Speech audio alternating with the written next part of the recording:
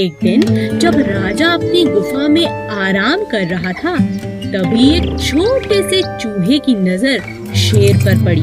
अरे वाह, इतना बड़ा शरीर, इतने बड़े बड़े पंजे, इनके तो दांत भी बहुत नुकीले लग रहे हैं। शेर राजा जी का तो कोई मुकाबला नहीं कर सकता। तभी सब जानवर इनसे इतना डरते हैं। चलो गुफा में अंदर चल के देखता हूँ। जैसे ही चूहा शेर के पास पहुँचा, अचानक शेर की आंख खुल गई और उसने चूहे को दबोच लिया। अरे वाह, आज तो भोजन खुद चलकर मेरे पास आ गया, मजा आ गया। मुझे माफ कर दो राजा जी, मैं तो गलती से आपके पास आ गया। मुझे खाकर तो आपकी भूख भी नहीं मिटेगी। हो सकता है मैं आपके कभी काम भी आ जाऊं। चूहे की यह बात सुनकर राजा के मन में दया आ गई और उसने कहा, ठीक है, वैसे भी मेरा पेट आज बहुत भरा हुआ है।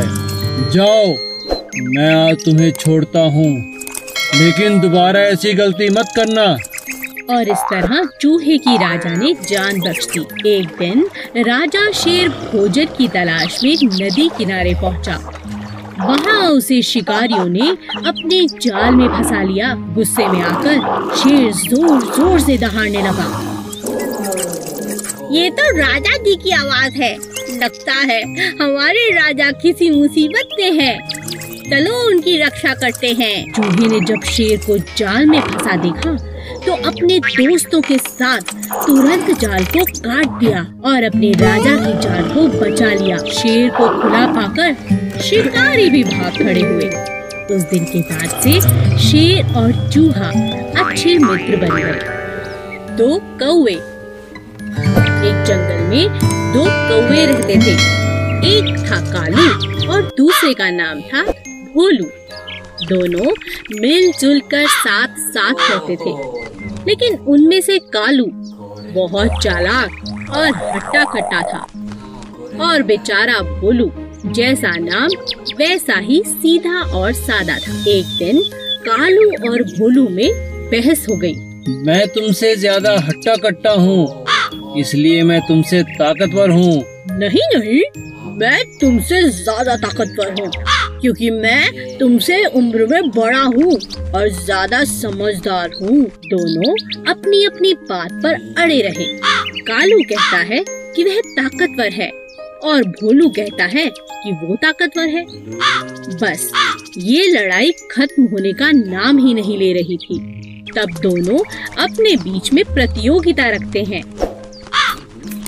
जो भी अपनी चोंच में एक थैली में कुछ भरकर जितना ज्यादा ऊपर उड़ेगा वो ही ताकतवर होगा। कालू बहुत चालाक था।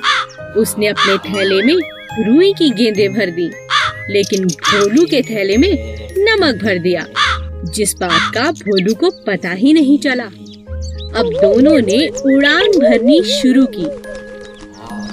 देखते ही देखते कालू ऊपर की तरफ चला गया और बेचारा भोलू वजन के मारे ज्यादा देर तक ऊपर नहीं उड़ पाया। वह नीचे नीचे ही उड़ता रहा, क्योंकि उसकी थैली में ज्यादा वजन था।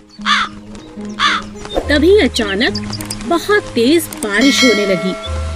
कालू बहुत परेशान हो गया, क्योंकि रुई की गेंदें बारिश के पानी की वजह से भारी हो गई थीं।